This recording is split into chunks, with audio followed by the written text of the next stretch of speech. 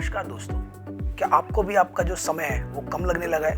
आपको लगता है कि आपके जो दिन भर के जो काम है वो इस समय में पूरे खत्म ही नहीं हो पाते हैं, या कहीं आपको लगता है कि आपका जो समय है कहीं ना कहीं थोड़ा थोड़ा लीक हो रहा है, या आप अपने कामों को समय से पूरा नहीं कर पाते हैं? तो चलिए आइए इस कहानी के माध्यम से हम कुछ समझते हैं और देखते हैं कि क्या आप अपने समय को वैल्यू करते हैं या नहीं करते हैं, या आप उस समय की वैल्यू को समझ पाते हैं कि नहीं।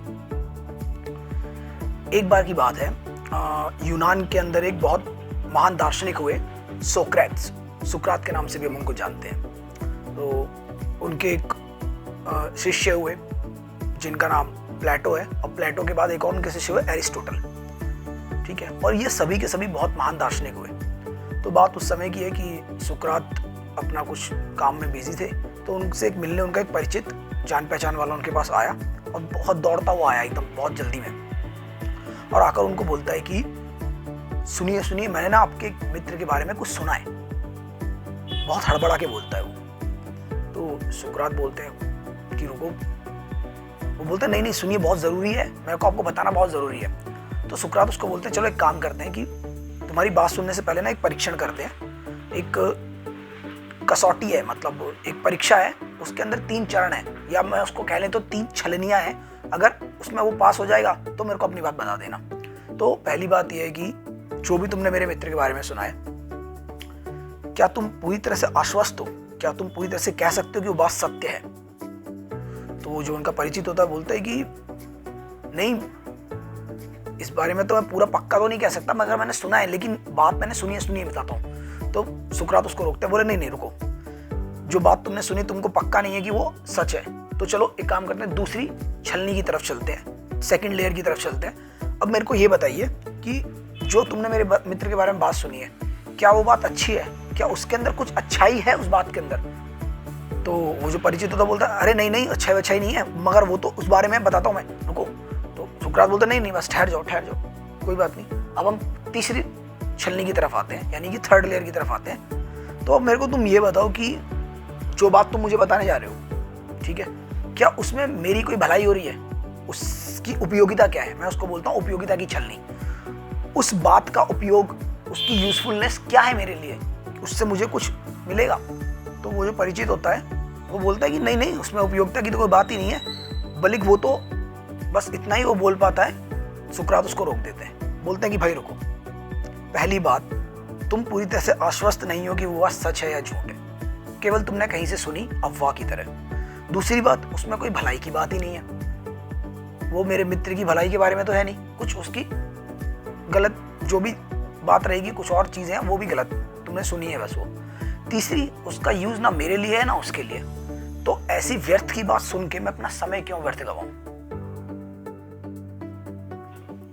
तो सुकरात की ये बात उसको समझ में आ गई, शायद आपको भी समझ में आ गई। और हम भी यही करते हैं। हम क्या करते हैं, बहुत सही गॉसिप्स करते हैं, फालतू की बेकार की बातें। हमने कहीं पे प्रिंट मीडिया में कुछ देख लिया, हमने अपने व्हाट्सएप पे कुछ देख लिया, इंस्टा पे कुछ देख लिया, या किसी परिचित के बारे में कुछ सुन लिया, तो जैसे ही कोई बताता है हम उसके अंदर पूरी दिलचस्पी के साथ में उस गॉसिप में घुस जाते हैं। हम नहीं सोचते हैं कि ये बात सच है या गलत है, झूठ है, सही है, मगर हमें गॉसिप में मजा आता है। हम क्या करते हैं, हम डूब जाते हैं उसके अंदर, 1 घंटा 2 घंटा 3 घंटा सुनते रहते हैं, उसकी बुराइयां कर रहे हैं, अच्छाइयां कर रहे हैं, हर तरह के विषय में, जबकि हमें पता है कि इन बातों का हमारे जीवन पे आने वाले समय में कोई असर नहीं पड़ने वाला है, और उस समय को हम कहीं ना कहीं व्यर्थ गवा देते हैं। इससे क्या होता है कि जो हमारे कुछ काम है, जो हमें कुछ काम करने थे, जो हमारे जीवन में कुछ बहुत इंपॉर्टेंट काम थे जिनके लिए हमें समय निकालना चाहिए था, वो वाला समय इस समय में गॉसिप में निकाल देते हैं, और फिर बाद में शाम को रोते हैं कि भाई समय नहीं मिला मुझे, तो मेरे को तो ये काम करना था, ये वाला काम करने का समय नहीं मिला, मेरे पे हमेशा समय कम पड़ जाता है। इतना रोते हैं फिर हम कि मेरे ये काम पूरे नहीं होते, ये काम पूरे नहीं होते, ये काम पूरे नहीं होते, वो काम पूरे नहीं होते, मैं बस कामों में फंसा ही रहता हूँ या फंसी रहती हूँ, बट मेरे काम ही पूरे नहीं हो पाते।